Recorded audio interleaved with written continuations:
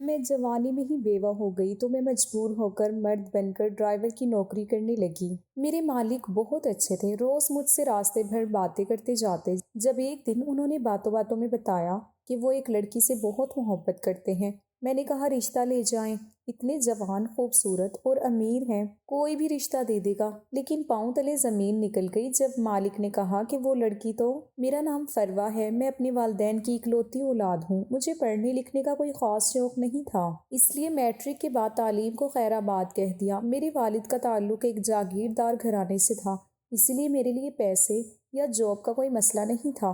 میرے والد کے 2 بھائی اور ایک بہن ہے۔ شروع سے ہی ہمارے خاندان میں جائیداد کی خاطر جھگڑے رہے۔ اب بس سارا دن عدالتوں میں دھکے کھاتے تھے اور میرے چاچا اور تایا مل کر ہمارے حصے پر قابض تھے۔ پھر انہی دنوں میرے تایا اچانک سے ہم پر مہرباں ہو گئے۔ انہیں مجھ میں ایک ایسی لڑکی نظر آئی جو ان کے خاندان کی بہو بن سکتی ہے۔ میری ماں کہتی کہ سانپ کے بچے سانپ ہی ہوتے ہیں۔ مجھے بھی ہمیشہ سے اپنا وہ کزن برا لگتا تھا جس کی پہلے شادی ہو چکی تھی لیکن بیوی اسے چھوڑ کر چلی گئی، جو کسی غیر برادری سے تھی۔ اس لیے اب میرے تایا کو لگتا تھا کہ اپنے خاندان کی لڑکی ہوگی تو شاید مار پیٹ کے بعد بھی کم از کم بھاگے گی نہیں۔ دوسری طرف تایا نے چاچا کے ساتھ مل کر ابا کو ذلیل کر کے رکھا تھا، اس لیے ابا نے کہا کہ میری تو ایک ہی بیٹی ہے جسے میں تم جیسوں کے حوالے نہیں کر سکتا۔ کچھ دن بعد میری ایک سہیلی کی شادی تھی۔ وہ لوگ بہت امیر لوگ تھے اور امیروں کی شادیاں اور تمام رسمیں عموماً رات کو ہوتی ہیں۔ اس رات مجھے مہندی سے آتے دیر ہو گئی تھی جب ایک تیز رفتار گاڑی میرے پاس رکی اور کسی نے میرے منہ پر کپڑا رکھا اور میں بے ہوش ہو گئی۔ میری آنکھ کھلی تو مجھے بے دردی سے ایک تہہ خانے میں پھینک دیا گیا جہاں پہلے ہی کچھ لڑکیاں موجود تھیں۔ یہ ایک بڑا کمرہ تھا۔ مجھے سمجھنے میں زیادہ دیر نہیں لگی کہ یہ قید خانہ تھا۔ یہاں پر بچے بھی قید تھے جن کو باقاعدہ اسمگل کیا جاتا تھا۔ کچھ لڑکیاں بھی تھیں جن سے کلب میں ڈانس کروایا جاتا، کچھ کوٹھوں پر بیچی جاتی تھیں۔ پولیس بھی اس گینگ کے ساتھ ملی ہوئی تھی۔ ان میں سے ایک لڑکا مجھے دیکھ کر مسکرایا۔ مجھے بہت غصہ آیا۔ وہ کب سے مجھے گھور رہا تھا۔ میں نے ڈر کے ایک لڑکی کا ہاتھ پکڑا اور اس سے کہا دعا کرو ہم یہاں سے نکل جائیں۔ میں ڈر اور خوف کی وجہ سے کانپ رہی تھی اور اس لڑکے کی نظریں مجھے ڈرا رہی تھیں۔ تب وہ لڑکی بولی کہ اس کے انداز سے تمہیں پتہ نہیں چلا وہ لڑکوں کی طرح عام لڑکا نہیں بلکہ خواجہ سرا ہے۔ میں نے حیرانی سے اس لڑکے کو دیکھا جو کسی اور لڑکی سے باتیں کر رہا تھا اور ہاتھ پہ ہاتھ مار کر ہنس رہا تھا۔ یہ ایک قسم کی جیل تھی۔ میرے والدین کا پتہ نہیں کیا حال ہوا ہوگا۔ میں رو رو کر دعائیں کر رہی تھی کہ اللہ ہمیں یہاں سے نکال دے۔ بہت ساری لڑکیاں جو رو رہی تھیں، کوئی منتیں کر رہی تھی کہ ہمیں یہاں سے جانے دو، اور بچوں کے رونے کی آوازیں مجھے پاگل کر رہی تھیں۔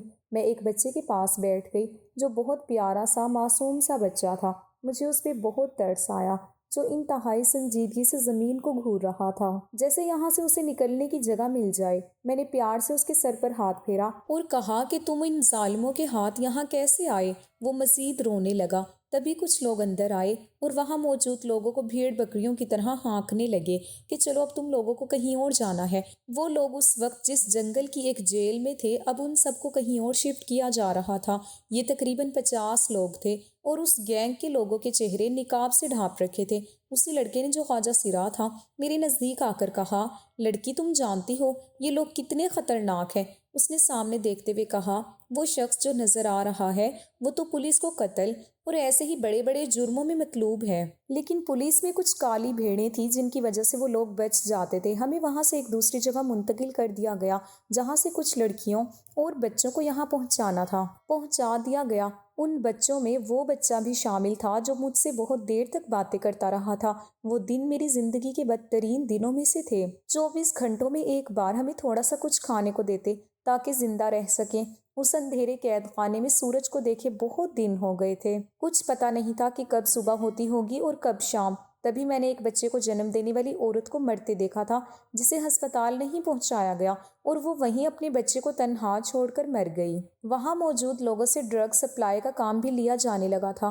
اب مجھے اس دن کا ڈر تھا جس دن یہ لوگ مجھے بھی کسی گھناؤنے کام میں مروا دیتے۔ اکثر ہم جن چیزوں سے ڈرتے ہیں وہی ہوتا ہے۔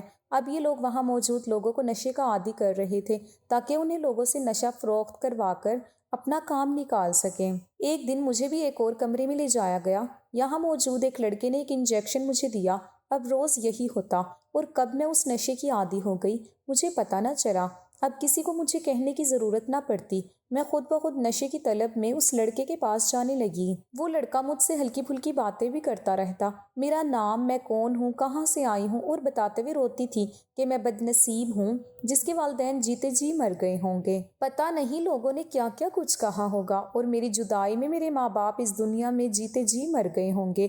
اس لڑکے نے، جس کا نام دائم تھا، اس نے ایک دن مجھ سے وعدہ کیا کہ مجھے یہاں سے نکالے گا، لیکن اس سے پہلے ہی کسی نے اسے پولیس کے حوالے کر دیا۔ کہتے ہیں وقت گزر ہی جاتا ہے، اور مجھے لگتا ہے جس پر گزر رہی ہو اسے پتا ہوتا ہے وقت کیسے گزرا۔ ایک دن جو ہم لوگوں کی نگرانی پہ شخص کھڑا تھا وہ فرش پر گرا اور تڑپنے لگا۔ اسے کچھ دیر پہلے کسی نے شراب پیتے دیکھا تھا۔ ہم سب نے اس موقع کا فائدہ اٹھایا، وہاں سے نکل کر بھاگنا شروع کر دیا۔ تب تک اس گینگ کے باقی لوگوں کو پتہ چل گیا، ان لوگوں نے فائرنگ کر دی۔ یقین کریں اس دن پتہ چلا آزادی کیا ہوتی ہے، جان کتنی پیاری ہوتی ہے۔ سب لوگ اندھا دھند بھاگ رہے تھے، کچھ لوگوں کو گولیاں لگ گئیں، کچھ اس بھگدڑ میں زخمی ہو گئے۔ میں اتنے زور سے زمین پر گری تھی کہ میرا بازو ٹوٹ گیا تھا، لیکن اس وقت اس تکلیف سے زیادہ یہی سوچ تھی کہ یہاں سے بھاگنا ہے، نکلنا ہے، نہیں تو ساری زندگی یہی زندگی ہوگی۔ یہ ایک سنسان راستہ تھا، سڑک کے ساتھ ایک گھنا جنگل تھا۔ میں اس جنگل میں گھس گئی اور بڑی مشکل سے جان بچاتی وہاں سے نکلی۔ رات کافی ہو چکی تھی جب پکی سڑک پر آتی جاتی گاڑیوں کو روکنے کی کوشش کی، لیکن رات کے اس وقت کوئی لفٹ دینے کو رکنے کا رسک نہیں لینے والا تھا۔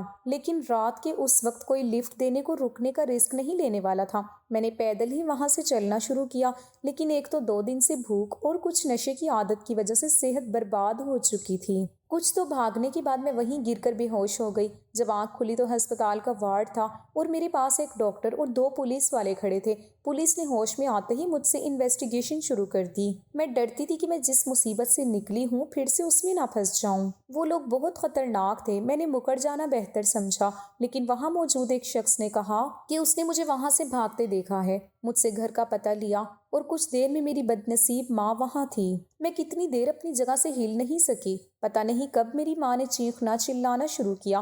تب پتہ چلا کہ میری ماں اس دن 6 ماہ بعد بولی تھی۔ میرے اغوا کے بعد میری والد کو لوگوں نے کہا کہ تمہاری بیٹی بد چلن تھی، گھر سے بھاگ گئی۔ میرا باپ یہ برداشت نہیں کر سکا اور پھر ایک دن موت سے لڑتے لڑتے تھک گئے، ہمیشہ کے لیے اس دنیا کو چھوڑ دیا۔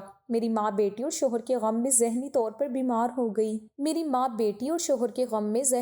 بیمار ہو گئی۔ لوگوں نے دیکھا اس نے بولنا چلنا چھوڑ دیا، اور آج میری ماں نے میری حالت دیکھی تو کلیجہ پھٹ گیا۔ ہسپتال میں آتے جاتے لوگوں نے دیکھا، میری ماں چیخ چیخ کر کہتی رہی اس کی تباہی ہو جس نے میرا گھر اجاڑ دیا۔ 2 دن ہسپتال میں رہنے کے بعد جب میں ماں کے ساتھ گھر آئی تو پتہ چلا معاشرہ گھر سے بھاگنا تو یاد رکھتا ہے، کیوں بھاگی، کیسے لوٹی، کوئی نہیں دیکھتا۔ ہر شخص نے اپنی اینک لگا رکھی ہے اور سب اپنی ہی نظر اور سوچ کے مطابق دوسروں پر فتوے لگاتے ہیں۔ ہم بدقسمتی سے ایسے لوگ ہیں، ہمیں دوسروں کے دوزخ میں جانے کی فکر رہتی ہے اور یہ بھول جاتے ہیں ایسے میں ہم اپنی جنت بھی گنوا رہے ہوتے ہیں۔ سارا خاندان گھر پر جمع تھا، جتنے منہ اتنی باتیں تھیں۔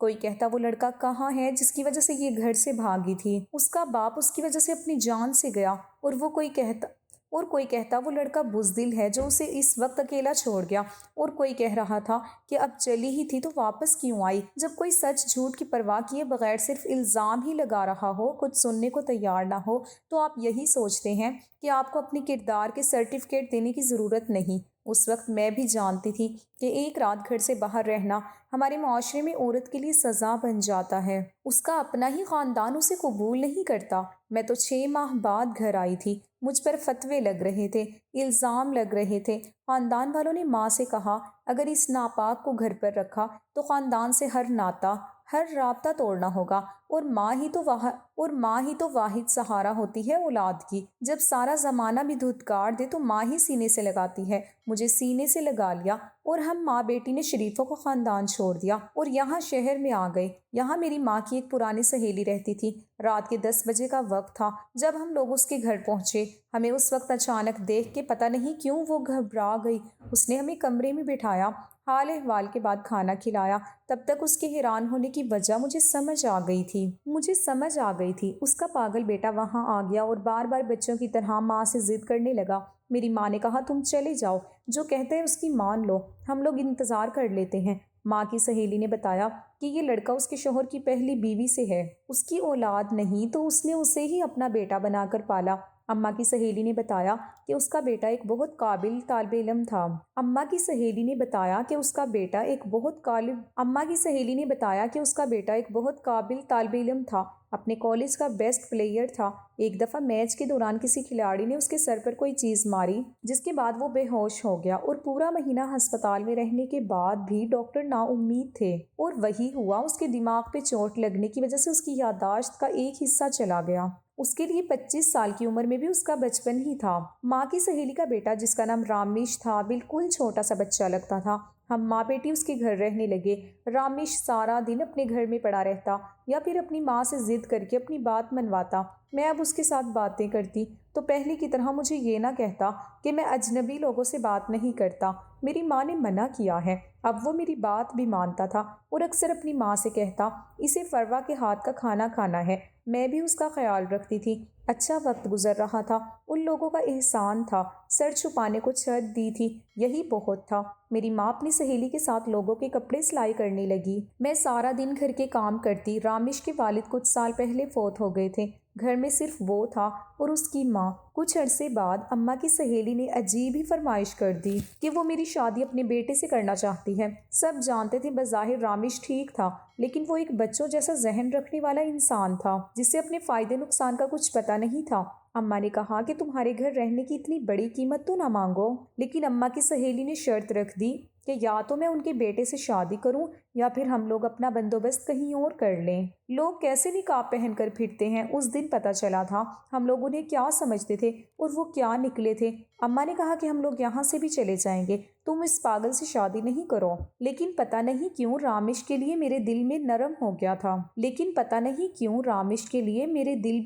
ہو گیا تھا وہ چاہے بچوں جیسی ذہنیت رکھتا تھا لیکن وہ مجھے اچھا لگنے لگا تھا۔ میں نے اماں سے کہا کہ میں بھی کچھ اتنی خاص تو ہوں نہیں جو کوئی شہزادہ آئے گا میرے لیے، اور خاندان سے ہم نکالے جا چکے ہیں۔ کوئی بھی شریف آدمی جب میرا ماضی جان لے گا تو مجھے کبھی عزت نہیں دے گا، اس لیے یہی بہتر ہے کہ اسی گھر کی چھت تلے رہیں۔ اماں روتی رہی کہ ایک بیٹی تھی، کیسا نصیب لے آئی، بدقسمتی رہی۔ اس دن میں بھی دیر تک روتی رہی۔ جب مجھے احساس ہوا کوئی کمرے کے دروازے پہ ہے، دروازہ کھولا تو رامیش تھا، ہاتھ میں ایک گڑیا تھی۔ میں نے اسے اندر آنے کا راستہ دیا تو کہنے لگا اس وقت میں کسی لڑکی کے کمرے میں نہیں جاتا، تم باہر آ جاؤ، میری بات سن لو۔ اس دن میں بہت ہنسی تھی، عجیب پاگل تھا۔ اس نے مجھے روئی سے بنی چھوٹی سی گڑیا دی جس کے سر پہ کالے دھاگے سے بہت سارے بال بنائے گئے تھے۔ کہنے لگا یہ تم ہو، دیکھو اس کے بال بھی تمہارے جیسے ہیں۔ میں نے گڑیا لے لی اور کمرے میں آ گئی۔ میری زندگی اس روئی کی گڑیا جیسی ہی تو ہو گئی تھی۔ اور پھر ایک شام کچھ محلے کے لوگوں کی موجودگی میں میرا نکاح رامیش سے کر دیا گیا۔ میری ماں وہاں موجود نہیں تھی، وہ یہ سب دیکھ نہیں سکتی تھی۔ ہماری مجبوری نے ہمیں یہ فیصلہ کرنے پر مجبور کیا۔ بظاہر رامیش ایک لڑکا تھا، جب تک بولتا یا باتیں نہ کرتا کوئی کہہ نہیں سکتا تھا کہ اس نوجوان کا دماغ بچوں جیسا ہے۔ نکاح کے بعد رامیش کی ساری ذمہ داری مجھ پہ آ گئی۔ اب مجھے وہ ایسے ہی سنبھالنا پڑتا جیسے بچوں کو سنبھالتے ہیں۔ میری ساس اب بہت خوش تھی، جو چاہتی تھی وہ ہو گیا تھا۔ ایک دن ایک فقیرنی آئی، اس نے کہا مجھے کھانا کھلاؤ، میں تجھے دعا دوں گی، ہر مراد پوری ہوگی تیری۔ میری مراد بھلا اس کے سوا کیا ہوتی کہ میرا شوہر ٹھیک ہو جائے۔ اس فقیر نے کھانا کھایا اور جاتے ہوئے مجھے دعا دے گئی، تیرا شوہر تجھے زندگی بھر سچی محبت دے۔ میں اس کی دعا پر حیران تھی۔ میرے شوہر کو تو پتہ ہی نہیں تھا کہ بیوی کیا ہوتی ہے اور محبت کیا۔ کہتے ہیں دعائیں تقدیریں بدل دیتی ہیں، میں نے بھی بدلتی دیکھی۔ رامیش دن بدن بہتر ہوتا جا رہا تھا۔ اب اس کا علاج بھی دوبارہ شروع کروایا تھا۔ اس بار ڈاکٹر بھی پر امید تھے۔ میرا سارا دن بھی رامیش کی دیکھ بھال اور رات اللہ سے رو رو کر دعاؤں میں گزر جاتی تھی۔ پھر اللہ نے میری سن لی اور رامیش پہلے سے بہت بہتر ہو گیا۔ لیکن تب پتہ نہیں میری ساس کو کیا لگا کہ رامیش اگر ٹھیک ہو گیا تو کہیں سب کچھ میرے نام نہ کر دے۔ وہ اب رامیش کو میرے پاس بیٹھنے تک نہ دیتی۔ انہی دنوں میری والدہ کی طبیعت اتنی بگڑ گئی کہ مجھے اپنی بدقسمتی کا یقین ہونے لگا۔ میری ساس نے ہر مدد سے انکار کر دیا۔ میں سارا مہینہ سرکاری ہسپتال میں ماں کا علاج کرواتی رہی۔ وہاں سے بھی آدھی دوائی ملتی اور آدھی کہتے باہر میڈیکل سٹور سے لے لو۔ میں وہ بدقسمت بیٹی تھی جو اپنے والدین کے کسی کام نہ آ سکی بلکہ ان کی تباہی کا سبب بن گئی۔ میرا باپ میرے غم میں چل بسا اور ماں موت کے منہ میں تھی۔ سردیوں کی راتوں میں اور میری ماں سرکاری ہسپتال میں ڈاکٹروں کی انسانیت دیکھتے رہے، اور پھر ایک دن جب میری آنکھ اس لکڑی کے بینچ پر لیٹے لیٹے لگ گئی، میرا جسم اکڑ چکا تھا۔ جب ماں کو آواز دی تو پیروں تلے سے زمین نکل گئی۔ میری ماں مجھے سوتا چھوڑ کے نہ جانے کب کی اس دنیا سے جا چکی تھی۔ پتہ نہیں کس نے مدد کی، کون گھر چھوڑ کے گیا، کچھ پتہ نہیں۔ محلے کے کسی شخص نے کفن دفن کا انتظام کروایا۔ میں دنیا میں تنہا رہ گئی تھی۔ ایک ایک کر کے میرے رشتے مجھے چھوڑ گئے تھے۔ سارا دن روتے اور رات سوچوں میں گزر جاتی تھی۔ جب ہم سوچ رہے ہوتے ہیں ہم پر کوئی ذمہ داری باقی نہیں رہی تو کس کے لیے جینا؟ کچھ لوگ زندگی سے مایوس ہو کر زندگی کے ختم ہونے کے دن گنتے ہیں، اور کچھ لوگ کوئی وجہ ڈھونڈ لیتے ہیں۔ میرے پاس وجہ بھی نہیں تھی۔ مجھے لگتا تھا کہ میں پاگل ہو جاؤں گی۔ میری ساس رامش سے کہہ کے مجھے باتیں سنواتی۔ وہ پہلے سے بہت بہتر تھا، لیکن اپنی ماں کے ہاتھوں کھلونا بن چکا تھا۔ جیسا وہ کہتی وہی اس کے لیے حرف آخر ہوتا۔ ہم میاں بیوی عجیب رشتے میں جڑے تھے، ساتھ تھے لیکن ساتھ رہتے ایک دوسرے کے ساتھ نہیں تھے۔ ایک بیوی کو جو تحفظ کا احساس ہوتا ہے، جو مان اور بھروسہ ہوتا ہے، میرے پاس ایسا کچھ نہیں تھا۔ لیکن ایک بار پھر سے قسمت نے مجھے ہی چنا آزمانے کے لیے۔ میں ماں بننے والی تھی، اور یہ خبر یقیناً کسی ایسی لڑکی کے لیے خوشی کی ہوتی ہوگی جس کا دنیا میں کوئی خون کا رشتہ باقی نہ بچا ہو۔ اسے ایسی خبر پہ خوش ہونا چاہیے کہ اولاد کے آنے کے بعد ایک مضبوط رشتہ ہوگا جو صرف اس کا ہوگا۔ لیکن میں خوش کیسے ہوتی؟ میرا مقام ایک بیوی کی حیثیت میں کیا تھا؟ اس خاندان میں کیا تھا؟ زمانہ مجھے کیا سمجھتا تھا؟ ان باتوں کے بعد میں نہیں چاہتی تھی کہ کوئی اور فربہ اس دنیا میں آئے۔ میں نے محلے میں ایک عورت سے بات کی جو ایک سرکاری ہسپتال میں نرس تھی۔ اس نے کہا وہ میری مدد کرے گی۔ میں ایسا کوئی رشتہ نہیں چاہتی تھی جو میری طرح زندگی میں مجبور اور بے بسی کی زندگی گزارے۔ پھر رامش کیسا باپ ہوتا جو اچھا شوہر ثابت نہیں ہو سکا تھا، جس کا ذہن اب بھی صرف وہی کر رہا تھا جو اس کی ماں کہتی تھی۔ لیکن یہاں بھی قسمت نے میرا ساتھ نہ دیا۔ اس نرس نے کہا کہ اس وقت اگر کچھ کیا تو تمہاری جان کو خطرہ ہے۔ مایوسی سے گھر لوٹ آئی۔ وہ 9 ماہ میرے لیے 9 سال جیسے تھے۔ ذہنی اذیت اور تکلیف میں بہت کمزور ہو چکی تھی۔ میرے اعصاب میرا ساتھ چھوڑ رہے تھے جب ایک رات میری زندگی میں 2 اور معصوم جڑ گئے تھے۔ میں نے 2 جڑواں بچوں کو جنم دیا تھا، ایک بیٹا اور دوسری بیٹی تھی۔ بچوں کو دیکھ کر مجھے عجیب سی خوشی تھی۔ میں جو سوچتی تھی مجھے اولاد سے محبت نہیں ہوگی، مجھے ضرورت نہیں کسی رشتے کی، ایک لمحے میں سب کچھ بدلا تھا۔ میں ان معصوم فرشتوں کو دیکھتے ہی ممتا کے احساس نے مجھ سے سارے گلے چھین کر شرمندگی میں مبتلا کر دیا کہ تم تو انہیں مارنے والی تھی۔ میں روز اللہ سے معافی مانگتی اور اپنے بچوں کی زندگی کی دعائیں کرتی۔ رامش اور میری ساس کا رویہ بھی اب کچھ بہتر تھا۔ مجھے نہ بھی پوچھتے لیکن بچوں سے انہیں لگاؤ تھا، اور میرے جیسے بدقسمت کے لیے یہی کافی تھا۔ بچوں کے چھوٹے چھوٹے کام کرتی۔ وقت اچھا گزرنے لگا، اور وہ دن میری زندگی کا خوبصورت دن تھا جب میرے بچوں نے پہلی دفعہ مجھے ماں کہہ کے پکارا۔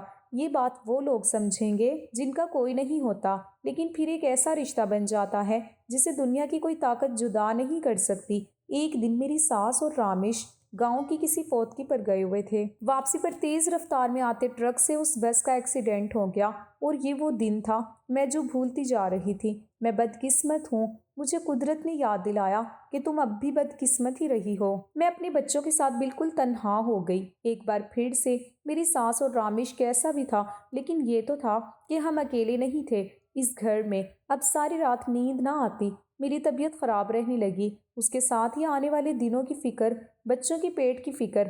اب بچے دودھ کے لیے روتے رہتے۔ دودھ والے نے دودھ دینا بند کر دیا۔ زندگی فاقوں تک آ گئی۔ ماں خود تو بھوکی رہ سکتی ہے، لیکن اپنے بچوں کو بھوکا نہیں رکھ سکتی۔ میں نے محلے میں گھروں میں پتہ کیا، اور کسی نہ کسی کا کوئی کام ہوتا تو وہ میں کر دیتی، جس سے جو ملتا اپنے بچوں کا پیٹ بھرنے لگی۔ لیکن یہاں بھی وہی مردوں کا معاشرہ جس میں عورت اگر اکیلی ہے مفت کا مال سمجھ لیا جاتا ہے۔ مجھے اب لوگوں کی نظریں اور نیتیں پریشان کرنے لگی۔ ایک رات بہت سوچا تو یاد آیا گھر رامش کے نام ہی تھا۔ اسی وقت اٹھی اور کاغذات ڈھونڈے۔ اگلے دن ہی محلے کی ایک عورت جو اسدانی تھی اسے کہہ کے بینک ساتھ لے گئی۔ گھر کو بینک میں گروی رکھوا کر گاڑی نکلوا لینے کا سوچا، لیکن ایک وسیلہ بن گیا۔ ایک شخص کو ڈرائیور کی ضرورت تھی۔ میں نے مردانہ حلیہ بنا لیا اور یہ نوکری شروع کر دی۔ کچھ میں نے خود کو مضبوط بنا لیا۔ اپنے بچوں کی خاطر میں نے گاڑی چلانا انہی دنوں سیکھی تھی جب اس گینگ میں 6 ماہ قید رہی تب وہ لوگ ہمیں ٹریننگ دیتے تھے تاکہ وقت آنے پر بھاگنا ہو تو گاڑی چلانی آتی ہو۔ اس طرح برے وقتوں کا ایک اچھا تجربہ میرے کام آ گیا۔ اب میں گاڑی چلاتی، کوئی نہ کوئی سواری مل جاتی، اسے اس کی منزل تک پہنچا کے جو ملتا اس سے اچھی زندگی بسر ہو رہی تھی۔ بچوں کو اسکول میں داخل کروا دیا، زندگی کچھ ٹریک پر آ گئی۔ میرے صاحب کو گاڑی کی ضرورت تھی، اسے چھوڑنے کے بعد میں باقی سواریاں بھی بٹھا سکتی تھی۔ وہ ایک خوبصورت اور نرم دل انسان تھا اور اب روز ہی میرے ساتھ سفر کرتا اور میں بچوں کی چھٹی کے وقت تک گھر بھی پہنچ جاتی تھی۔ وہ شخص اب مجھ سے کچھ باتیں بھی کرنے لگا تھا۔ جب کوئی آپ کو سننے والا ہو تو آپ اپنے غم بھی شیئر کرنے لگتے ہیں۔ اب اس سفر میں ہم لوگوں کی اچھی بات چیت ہونے لگی، سفر بھی اچھا گزر جاتا اور مجھے بھی ایک جانا پہچانا سا شخص مل گیا تھا۔ ایک دن میں نے اس سے پوچھا کہ اس نے شادی کیوں نہیں کی تو اس نے کہا کہ ایک لڑکی دیکھی تھی، اس سے محبت ہو گئی تھی مجھے۔ اس کے بعد زندگی نے ایسے موڑ دکھائے، وقت نہ ملا کہ اسے ڈھونڈ سکتا۔ اپنے جملوں میں وہ لڑکی کہیں کھو گئی، وہ قسمت کی ماری تھی، پتہ نہیں کس حال میں ہوگی۔ اس نے کہا وہ اگلے دن اس کی تصویر مجھے ضرور دکھائے گا۔ مجھے اگلے دن کا انتظار تھا۔